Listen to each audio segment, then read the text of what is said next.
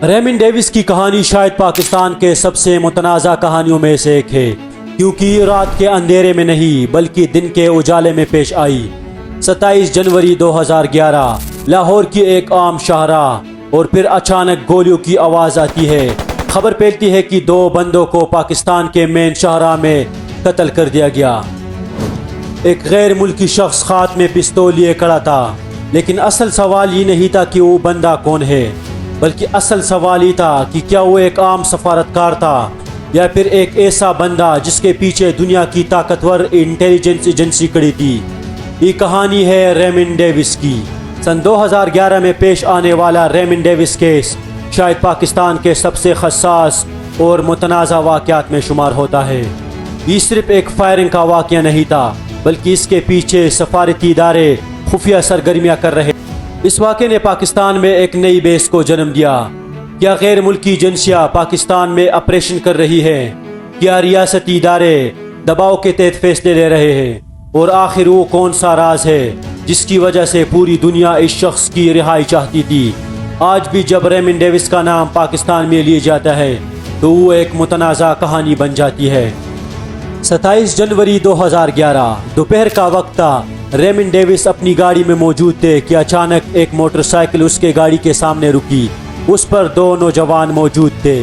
چند سیکنڈ بعد Reimann Davis نے فائرنگ شروع کر دی اور دونوں نوجوان موقع پر شدید زخمی ہوئے اور بعد میں جان سے گئے۔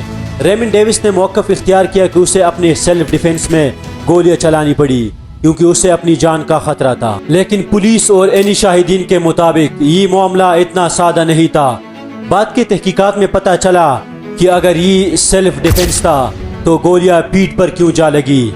اس معاملے نے پورے پاکستان میں ہلچل مچا دی اور چند ہی گھنٹوں میں یہ شاہ سرخیاں بنی۔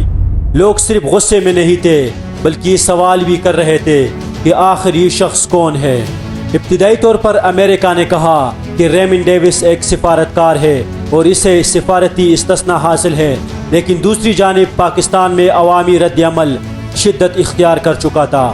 ٹی وی چینل پر بحث جاری تھی، احتجاج شروع ہو گئے اور سوال ہو رہے تھے، اور پاکستانی عوام یہ کہہ رہے تھے کہ کیا ایک عام پاکستانی شہری دوسرے ملک میں جا کر ایسا کرتا تو کیا اسے بھی سفارتی استثناء حاصل ہوتا۔